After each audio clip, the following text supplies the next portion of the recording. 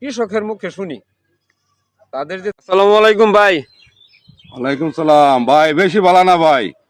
কে ভাই ওই যে কি ভাই অবস্থা? 25 কাঠা জমি ভাই পানির তলে পড়ে রয়েছে। এই বিভিন্ন এলাকার সবারই ধান পানির তলে। সবারই মানে হ্যাঁ, বউ পোলা হওয়ার না খেয়ে মরবো ভাই, এই অবস্থা। ঘরের এরকমই তো কুড়াই তৈরি দেখতেছি, নাই ভাই। এরকমই তো দেখতেছি।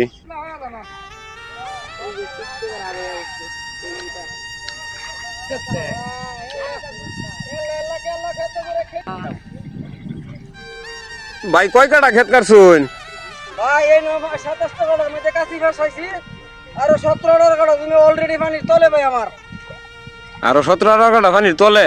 17 টাকা পানির তলে ভাই, কি করাম কামলা ভাই না।